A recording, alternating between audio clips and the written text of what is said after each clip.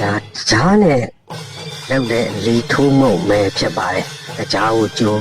စီကိုလိုချင်တဲ့စီအောင်လေးကိုဆက်ပြီးတော့တကန်းစီခုလိုခွဲထည့်ပြီးရင်ကိုလုံးမဲ့မုန်းခွဲလေးကိုယူပြီးရင်သူကဒီကြားကိုအပြားလေးပြားလိုက်တာပြားပြီးတော့ခွက်ကလေးလှုပ်ပေါင်လေးလိုဖြူပြီးတော့လေပိုက်ကိုဆွတ်ပြီးတော့ဆွဲချလိုက်တာဆွဲချပြီးပုံလောက်ခွက်ကလေးတဲ့ထည့်ပြီးတော့နည်းနည်းလေးအေးခံပြီးအပေါ်ဖြတ်ချလိုက်တာဖြတ်ချလိုက်ရင်ဒါဒီထုံးမှုရတော့မှာဖြစ်ပါတယ်ဒါတရားနဲ့လောက်တဲ့လေထုံးမှုပဲဖြစ်ပါတယ်ကိုလိုချင်တဲ့ပုံစံပုံစံခွက်ကလေးနဲ့လောက်သွားတာပဲဖြစ်ပါတယ်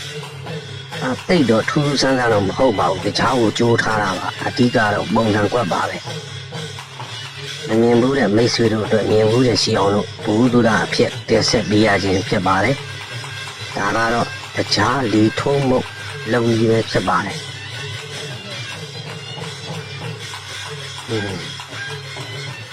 ပြောင်းမှုလေးလုပ်ရတော့ဖြစ်ပါတယ်